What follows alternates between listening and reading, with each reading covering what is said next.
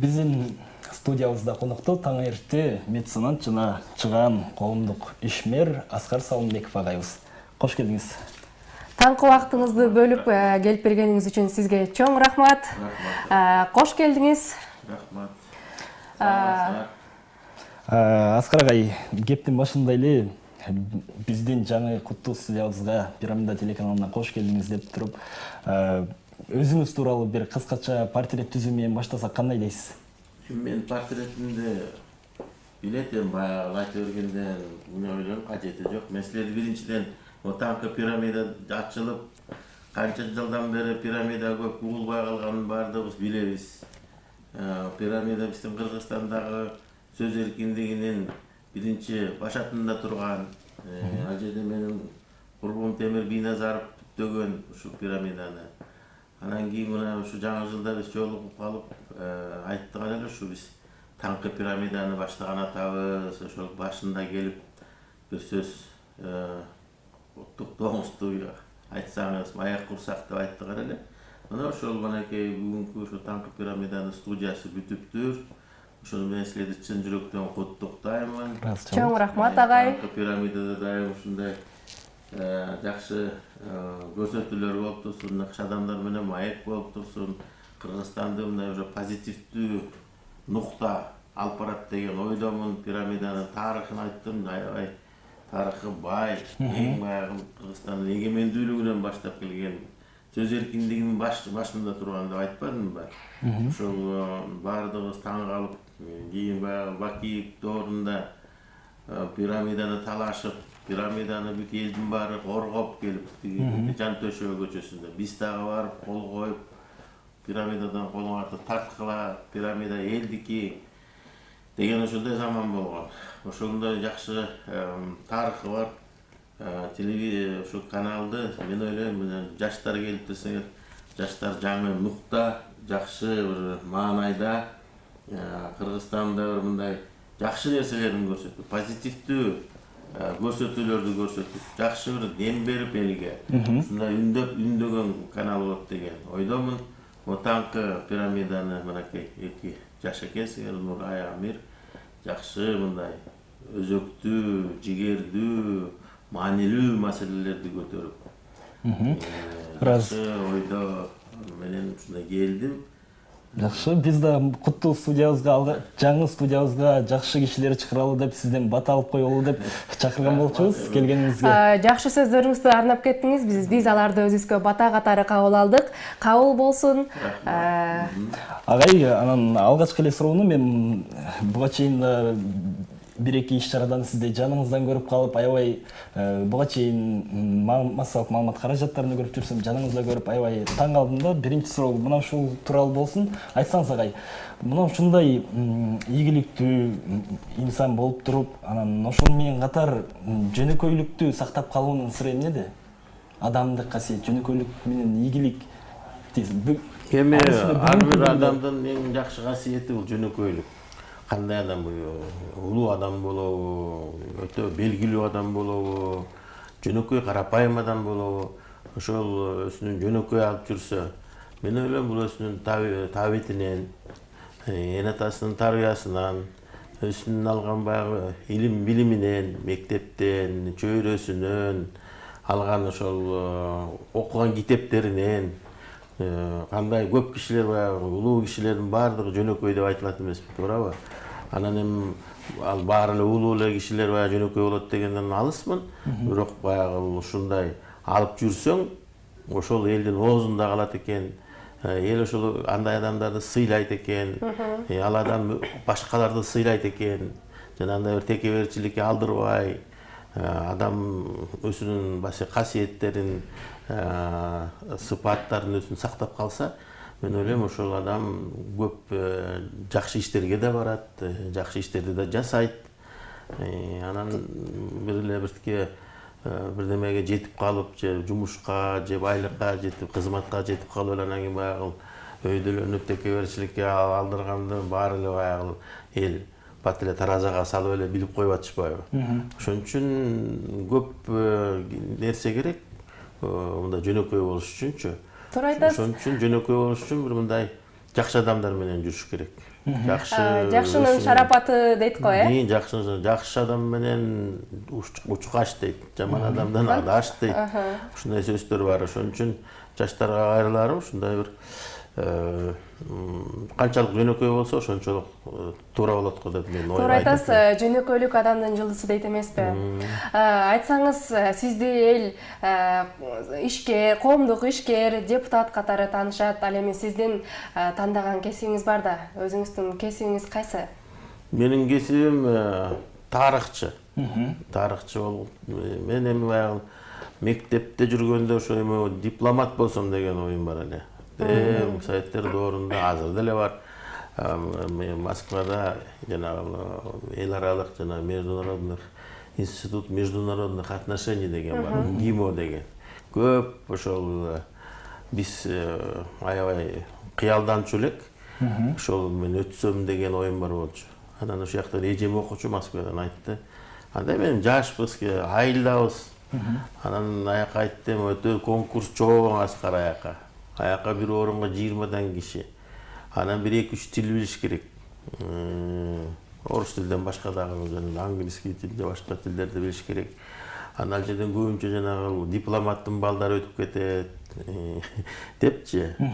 Анан ошондон кийин ойлонуп калып койдум. Анан кийин менин ошо мектептин директору тарыхчы эле Карбеков Ахматалы Карбекович деп. Ошо киши үндөп тарыхчы болушуң керек Аскар деп. Анан кийин ошол тарых факультетине тапшырып, 72-жылы ал жерде бир орунга 15 киши орун. Ошо тарых факультетин бүтүрдүк. 72-жылдан 77-жылга окудук. Жакшы. Иштедиңизби ошол кесибиңиз боюнча? Тарыхчы болуп иштедим. Негизи тарых билген адамдар тарыхты эмеден бердим 4 жыл. 4 жылдай бердим, 5 жылдай. Тиги мединститутта анда партиянын тарыхы деп ошондой сабак бар эле. Ошону бердим. Физкультурный институтта дагы. Жакшы. КПССтин тарыхы деп. Анан менде дагы бир кызыктуу суроо пайда болуп калды. Тарых факультетте тарых сабагын бердим. Негизи тарыхты билген адамдар санжыраны чечмелешет эмеспи? Сиз санжыраңызды чечмелеп бере аласызбы? Эми мен ошол совет доорунда алган тарыхчымын. Ал жерде баягы санжырачыларды мындай көп эметчү маселе да баягы. Туура эмес, баягы бөлүнбөйлү, бардыгыбыз баягы интернационалбыз. Биригели, бөлүнбөйлү дегендей.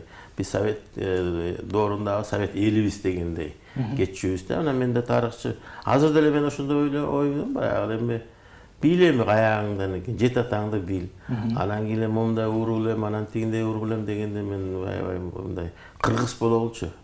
Кыргыз бололучу деген баягы сөзүм дайым ошол урууларга бөлүнүп аткан адамдарга да айтам. Санжыраны баарыбыз келип элебиз, баягы тегибизди өз уруубузду мактап сактап келип эле 13-14-кылымга такап калышат. Андан мурун ким бар эле? Кыргыз мына 40 уруудан жаралган деп атабыз. Андан мурун ким, кандай кыргыз бар эле? Ошонун баардыгын баягы таалдап, мына илимий булактар менен. Ошентип таалдап келсек, ошондо жакшы Кыргыздын, жакшынакай санжырасы, Кыргыздын тарыхы чыгат деген ойдомун. Абдан жакшы, туура айтасыз агай. Жана жогоруда айтып өттүңүз, дипломат болгум келчү деп. Анан мендеги маалымат боюнча сиз Бразилия өлкөсүндө да элчи болуп иштеген экенсиз. Мына ушул тууралуу айтып берсеңиз, кайсыл жылдары? Амир, сен жерден маалыматың туура эмес экен. Биз Бразилиянын бияктагы консулубуз. Бразилия өлкөсүнүн биягындагы ардактуу консул деген ошондой бир институт бар. Ар дүйнө жүзүндөгү эл аралык алакаларда ошондой ардактуу консулу деген ошондой институт бар.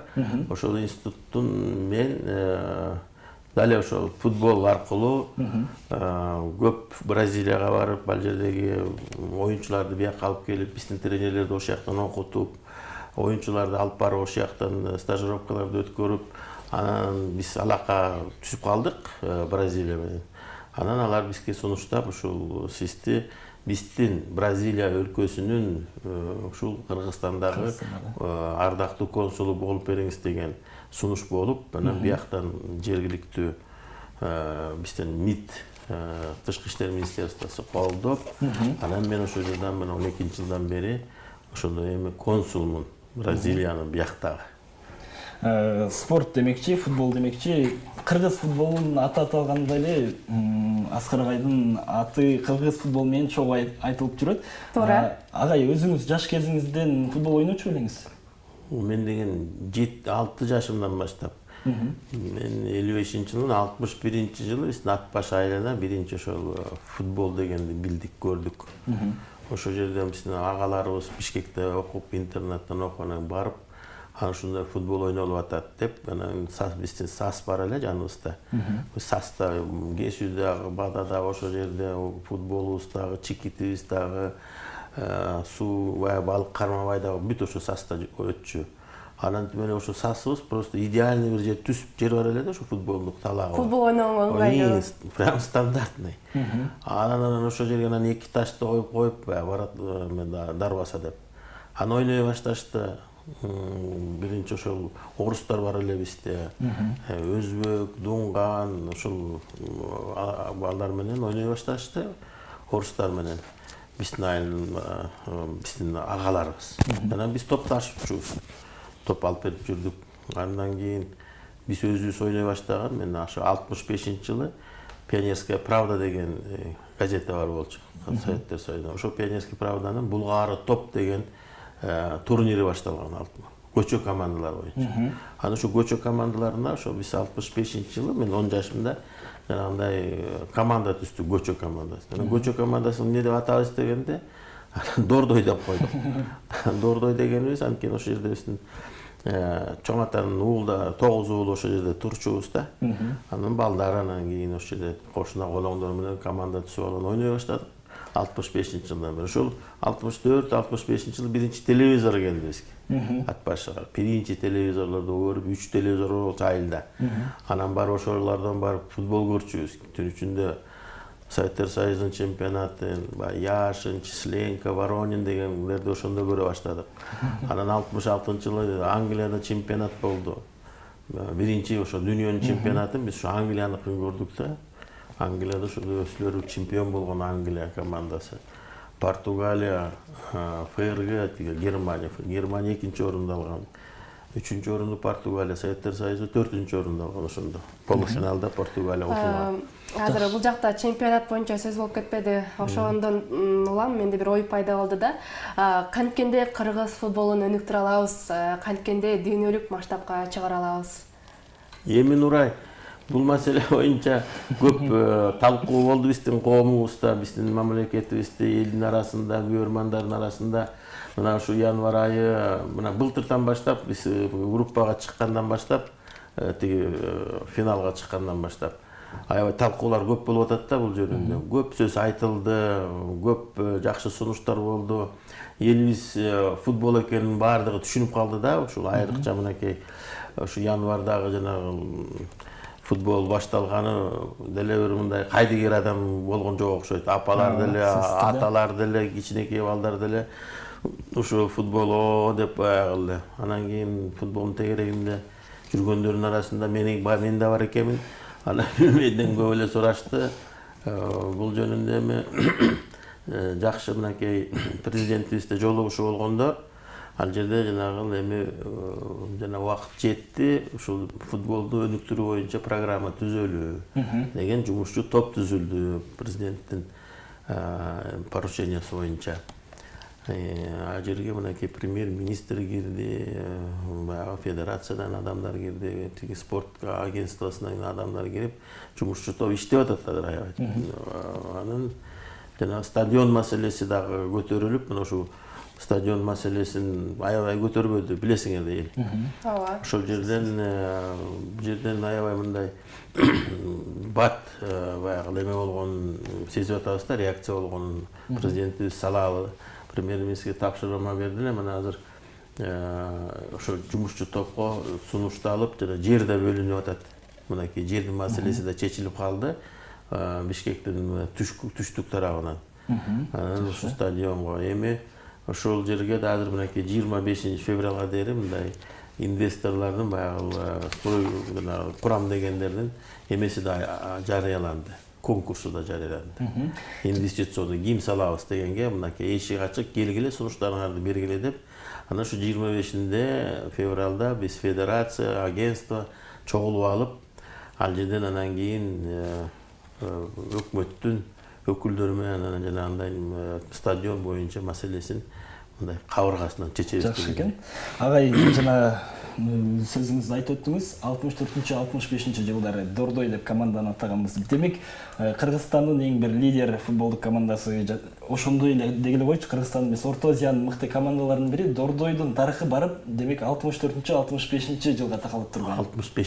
65 жылы түптөлгөн десек да туура. Ал эми ошол алгач командага коюлуп, ошол командага койгон ал ата бабаңыздын аты турбайбы, Аны командага анан кийин базарга берген турбайсыз бул атты. Улуу чоң атабындын аты. Дордой улуу чоң атамдын аты. Анан кийин команда, футбольный команда болуп жүрдүк, тиги айылда ойноп, ошол облустта ойноп жүрдүк. Кийин Дордойду тиги базарда ачып атканда дагы анан атын эмне коебуз деп кийин баягы эле Дордой коюп койбойлу деп койдум, анан Дордой болуп калды. Аскар агай, бизде көп эле ишкерлер ишкердик менен гана алектенип жүрөт, бирок сиз ага карабай ишкердикти да, спортту да көңүл буруп, ошол менен катар жаштарга билим берүү тармагындагы, кайрымдуулук тармагында кошо тартып жүрөсүз да. Ошол тууралуу кененирээк айтып берсеңиз. Жигитке жетимишелер аздык кылат дегендей, сиз көп жумушту аркалайсыз да? Эми биз өзүбүздүн мамлекетибизди, өзүбүздүн элибизди сүйсөк, анан ушул элиңе, журтуңа кызмат жасаш керек, туурабы? Анан биз азыр мындай колубузда бар болгондон кийин элибиздин баягы шарттарын көрүп, мамлекетибиздин шарттарын көрүп турбайбызбы? Анан ошол жерден эмне жетишпейт? Ошол жетишпей жаткан жагына биз баягы өзүбүздүн көмөгүбүздү көрсөтсөк деген баягы ушундай ойдобуз. Мына мен өзүм баягы спортко чукул болгондон кийин ошо спорт тармагына да баягы мына көңүл бурдум да. Өзүңөр билесиңер, мына көк бөрүнү жаңы эрежелер менен ал жерде мен 13 жыл жүрдүм. Ошол көк бөрүчүлөр мененчи баштап, жана тайгазандарды баштап, тайгазандардын башында эрежесин тапкан мынакей биздин белгилүү агабыз Болот Шамшиев турган, Темир Дүйшөкеев деген ошо 2 киши келип, Аскар давай ушул эмени көк бөрүнү ушундай жаңы эрежелер менен алып баралы, канадский хоккей сыяктуу болуп деп. Анан мен аябай ошо сразу эметип кеттим да, жанданып кеттим. Мен ошого ушундай көк бөрүнү айылдагы тарткан адамдарды көрүп элечи, баягы айылдын чекесинде эле өсүлөрүнчө эле баягы тытышып, баягы булакты тартып, анан кечинде ала күү болуп келишип эле ошол менен тарап кетишчү да, элди эле көрчү эмес. Анан баягы бир жерден көргөм да, эл көрсө, бул деген аябай таасирлүү спорт экенин, ушунчалык эр жүрөк балдардын, эрендердин ой экенин көргөндөн кийин мен ушуну кандай уйөрмандарга жакындатсак деген ой болуп жүргөн. Анан тиги кишилер келип эле ушу Тайгазан менен дагы кеттик дегенден анан мен 2-3 стадион салдык деп Дордой базар жагында. Ошол көк бөрүнү лайда да, баткакта да тартат. Мына бүгүн да Сокулуктун балдары тиги көк бөрүчүлөрү чакырып атат. Бүгүн байкеге келип кетпейсиз, көк бөрү болгон атат деп. Айылдын балдары кышында азыр бекерде азыр тартып атышат. Ошол мына көк бөрүгө жүрдүм. Андан кийин 97-жылы келип биздин биринчи бала, футболду сүйгөн бала. Байкем ушинтип эле жүрө бересизби, футболду көтөрбөйлү, футболду команда түспөйсүңөр деп. Анан мейли деп анан биринчи лигада ойноп жүрдүк, 1-2 жыл. Андан кийин высший лигага чыктык. Сразу эле чемпион болгондон алыс болдук. Мүмкүнчүлүк болгон жок. 2003-жылы айтып жүрөм, Паткарытов деген биздин алган жакшы оюнчусу, Советтер Союзунун курама командасында болгон, Казакстандын командаларын машыктырган өзүбүздүн Борис Паткарытов тап келип койгондон баштап, анан кийин баягы жакшы ийгиликтер келе баштады. Кайра эле агай спорт темасын улай футболго кайрылып келсек, Кыргыздын аттуу баштуу ишкерлерине ар бириңер бирден команда түзгүлө деп айткан жайыңызды укканыбыз бар. Ошол сунушуңузду кабыл алып, макул деп жумуш үстүнө ишке киришкен ишкерлер чыктыбы? Эми айтып атпаймынбы, бул маселени ишкерлер деле билет. Бир жагын тартсам дейт, кээ бири мечит салат, кээ бири мектеп салат, кээ бири дагы ушул алектенип атышпайбы. А мурекил футболду кармаш өтө чоң каражаттар керек. Чоң каражаттар керек. Ana ошон үчүн ал жерден баягы мындай тартынган ишкерлер да болгон. Мына досум Табыл деген Бердиев. Ошол мен сурангандан дагы 5 жылдай ошо Шоро командасын кармап жүрдү. Андан кийин жок. Аскар давай эми мен 5 жыл сени кармап бердим футболду башкаларга айткының деп. Анан баягы кайрылып жүрөбүз, бирок баягы мынакей Абдыш атаны мен айтайын, Абдыш ата мынакей.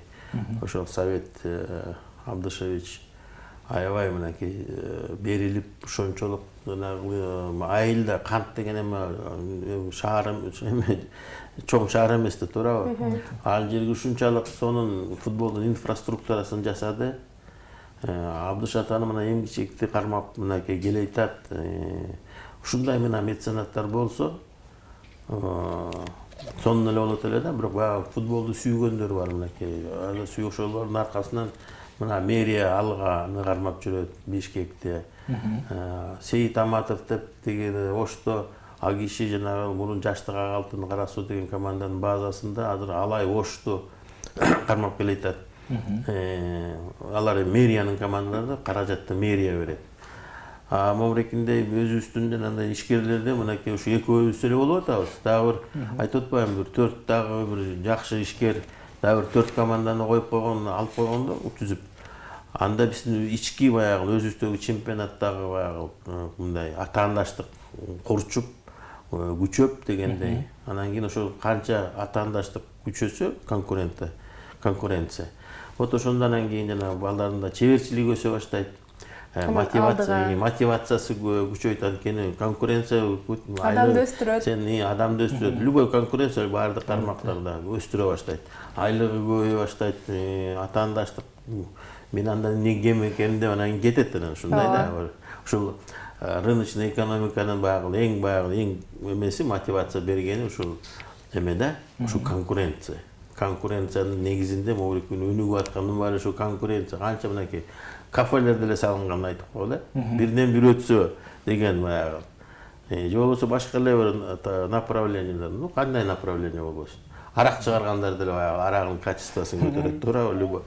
Ошондой эле бул баардык жерде мына футболдук өзүбүздүн ички чемпионатыбызды эмесин деңгээлин көтөрүп койсок, ошончолук биздин дагы балдарыбыз жанагындай чилдей тарабай, дүйнө жүзүндө тарап кетип атпайбы мынакей. Ошол жанагы Дордойдун 90% оюнчулары алар бүт башка мамлекеттерде ойноп атат. Таиланд ойноп атат, Малайзия ойноп атат, араб мамлекеттеринде, Турцияда, Россияда, Казакстан, Өзбекстан деп коелучу. Ошолордон кийин чогулуп келишип, анан кийин жанагындай курама командабыз жакшы оюн көрсөтүп аткан, ошондон болуп атат да. Эгер ошол өзүлөрүбүз өзүбүздүн чемпионатта канча жакшылык ойносок, балдарыбыз өзүбүздүн анан кийин намысыбызды, желегибизди коргогонго дагы мындай күчтүү чеберчилик менен чыгат эле. Агай айтсаңыз, негизи көп мамлекеттер футболду баардар жашоонун жана мамлекеттердин өнүгүүсүнүн бир ыкмасы катары карап көрсөткөн, көрсөткүчү катары карап кетишет. Ал эми ушул түшүнүк азыр Кыргызстанда барбы? Эми баардар мамлекеттер деген мына эгер эле ошо Бразилия менен салыштырып көрсөк, Бразилия мурун аябай эле үчүнчү мамлекет болчу да, третий страна деген. Ошол эмеге катарга кирчү бир 30-40 жыл. Бирок ошондо эле Бразилиянын баягы командасы күчтүү, анткени ал жерде саны көп. Анан бирок ошо футбол аябай канына сиңип калган оюн болгондуктан анан ошондой өтө жакыр катмарлардан баягы выдающийся жанагындай Пеле деле, Гаринча деле, башка футболисттер ошо жакыр үйлөрдөн чыгат. Мынакей Месси деле, тиги Роналду деле ошол карап көрсөңөр семьяларын баардыгы. Жөнөкөй карап жөнөкөй адамдар ошол өсүлөрү ошол мен алдыга чыгышым керек деген умтулуу болот да баягы ошол балдардан ошол өсүн. Анан ошондой эле мынакей кадыр Африка командасыларынан кандай чыгып атат? Жанагындай эмелечи таланттар чыгып атат. Вот. А бирок жанагындай чоң баягы деңгээлге келгенде, мамлекеттер арасында келгенде, ал жерде конечно жанагындай эмелер баягы кандай экономикасы өсүп атат, канчалык баягы деңгээлде. Анан ошого жараша анан кийин баягы эме болот да. Баягы эмелер түзүлөт. Рейтингтер, оюндардын сапаты дегендей. Жанагы эми Германия, жанагындай мамлекеттер, Бразилия деле ошол мамлекет эки сильный экономикалардын биринде. Мына бирок Кытайды алып көрсөк, мынакей дүйнөнүн азыр эми алдыга чыгат деп 2030-жылы. Мына, ал Кытай мынакей 11 оюнчуну жана 1,5 миллиардтан мынакей биз биртке болгондо эле Кытайды утуп коймокпуз. Күч атасын баягы тааныбайт дегендей баягы чеберчилик дегендей. Ооба. Эми бул жерде бул экономиканын өсүшүнүн биз баягы буякта кыйналып атканыбызды мына биздин ички чемпионатыбыз көрсөтүп атат. Эгер жанагындай мына эгер бай мамлекет болсок, жанагындай Англияда жанагындай 20 команда бүтүн эле кырчылдашып баягы салгылашып дегендей. Мына Кытай уже көтөрүп алды, 18 команда уже эметип атышат. Эми Кытай дагы аябай көтөрүлөт. Азыр баягы биринчи ступенькасында келет да булар. Анан ойлоп биздики ошондой биздин командабыз ички чемпионатыбызда командалар көп болсо, ошондо дагы биз дагы азыр рейтингден дагы жылганга мүмкүнчүлүктөр бар да. Бирок азыркы келип аткан ордубуз баягы экономика менен бара-бара эмес да. Азыр баягы биздин ошол балдарыбыздын жана жан талашып, жанын берип жанагындай Кыргызстандын намысын коргогону баягы көбүнчө баягы дух менен, дем менен, мындай мотивация, например, айлыктарын же болбосо тиги алган бонустарын, жанагы премияларын тигилерге салыштырганга вообще болбойт мынакей. Катар жеңди эле 2 миллион фунтка эме алып беришиптир. 2 миллион фунт стерлинг премия ар бир оюнчуга 2 миллиондон. Лондондон квартира алып беришиптир. Кандай сон эле? Бирден машина алып беришиптир. Дагы бирдемелерди алып беришиптир. Анан карабайсызбы? Анан эми биздин жанагындай берген премияларыбыз менен алардыкы менен асман менен жер. Асман менен жердей. Агай, бүгүнкү күндө акыркы учурларда Кыргызстанда сизди кыжаат кылган, ой сынага салган окуялар жана ошол менен катар кубандырган окуялар эмнелер болуп атат? Эми баарыбыздын эми кыжаат кылган нерселерибиз биздин Кыргызстанда мен ойлогонум эми ушул элибиз көбүнчө баягы саясатташып шайлоодон шайлоого жүрүп атканы, эмне болот деп мурун ушундай айтчу, эми өкмөт эмне жасап берет экен, анан тигинтип берет экен деп баягы 27 жылдын башындачы. Анан кийин бир 15 жылдан кийин түшүнүп калды, өкмөт силерге эчтеке жардам бербейт, өзүңөр тушоңордо өзүңөр кескиле, баягы кимдиңерди өзүңөр кескиле дегендей да. Анан деп калышты да баягы. Анан баары бир деле көп бир катмарыбыз баары саясатташып элечи баягы. Ошо бир саясатчылардын аркасынан жүрүп эле убакыттарын жоготуп алганына мен кыжалатмын да. Ошон үчүн мен саясатчыларга да айтат элем, шайлоодон шайлоого келаткан адамдарга да айтат элем, эме депчи, биз эми ушу экономикабызга көңүл бурушубуз керек. Көпөрөк эле өзүбүздүн жанагы билим, илим жагына көңүл бурушубуз керек. Канчалык мынакей Корея, Япония, Англия өзүлөрүнүн мындай ресурстары жок, жана природный деп коебуз. Кендери жок, дене жок, нефтиси жок, газы жок. Бирок кандай дүйнөнү багындырып алышты. Сингапур, например, мынчалык эле бүт дүйнөдө ошо Сингапурдан үйрөнүп атышат. Ошондой нерселерди биз дагы ошо илим, билимибиз жагындагы оңдосок, балдарыбызды тарбиялап, анан балдарыбыз дагы кыжаат кылган ошол жакшы тарбиялап койгон балдарыбызды башка жака кетип калып иштегенине мен кыжаатмын да. Баягы Америкага кетип барып иштеп берип атышат, Россияга барып иштеп берип атат, башка мамлекеттерге кетип атат, жакшы акылдуу балдарыбыз. Ошондой балдарды чогултуп, ошол балдар биздин Кыргызстанга жакшы бир кызматын өтөп берсе деген ойдо баягы обидно да, өзүбүздүн балдарыбыз башка анан өзүбүздүн балдар ушундай көтөрүп кетсе дегенчи. деген ойдомун. Ал эми кубандырган окуялар. Эмнелер кубандырып атат сизди? Кубандырган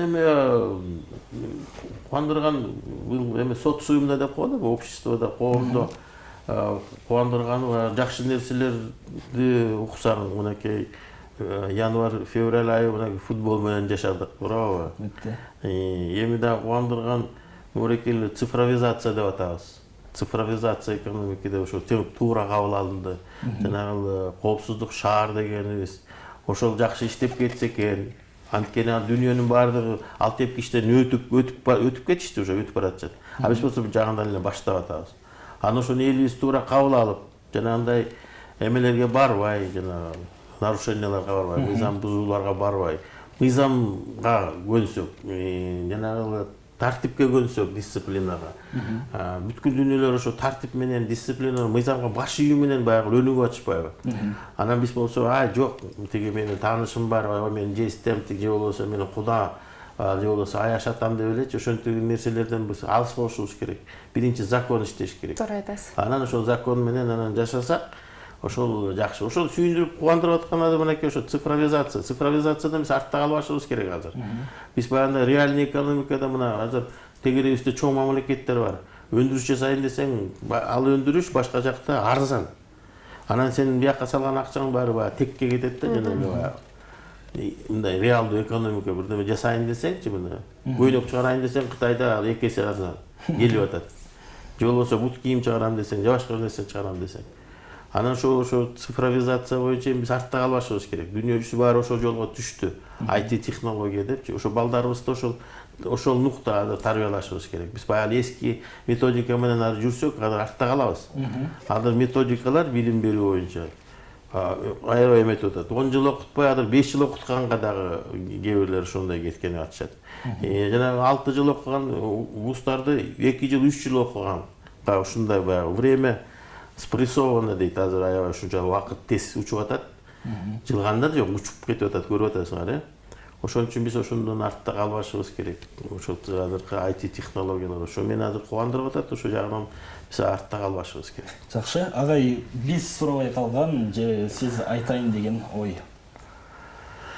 Эми айттым атам, жана биз ошо экономикага көңүл буруп, экономиканы ким сүйрөйт? Сүйрөйт булар бизнесмендер, ишкерлер.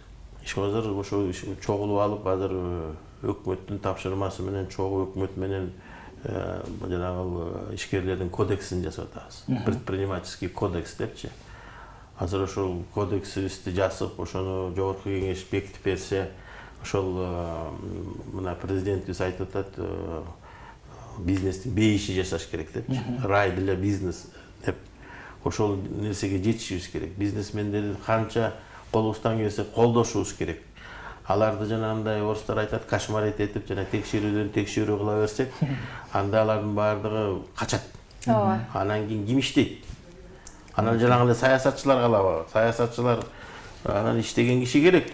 Бизде болсо аягындай один с ложкой, семеро один с сошкой, семеро ложкой дейт. Андай болбой, наоборот.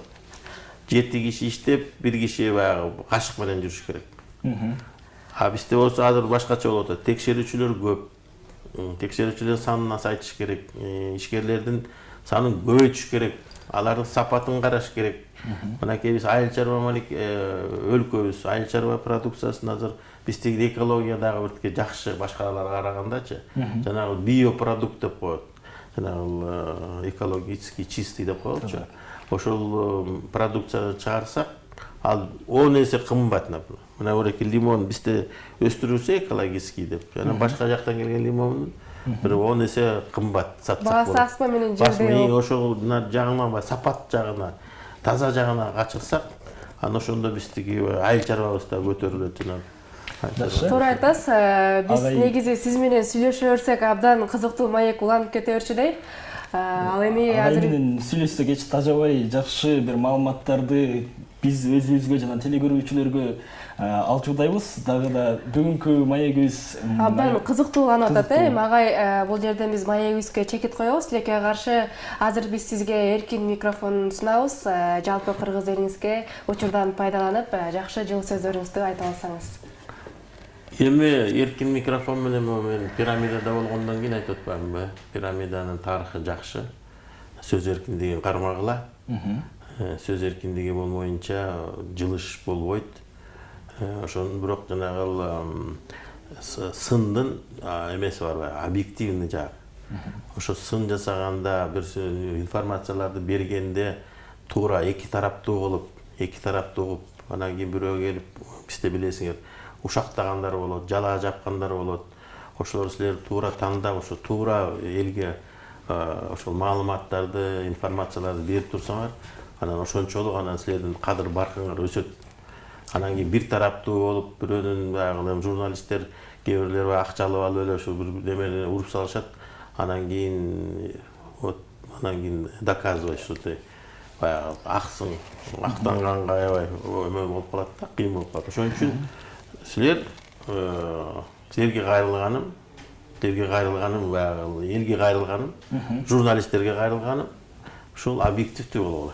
Чоң рахмат агай. Убакыт таап бизге келип бергениңиз үчүн сизге чоң рахмат айтабыз. Ишиңизге ийгилик. Рахмат силерге да. Урматтуу телекөрүүчүлөр, бизде конокто коомдук ишмер, чыгаан меценат Аскар Салымбеков Маткабылович болду. Бизден эч кайда алыстабаңыздар. Таңғы пирамида улана бермекчи.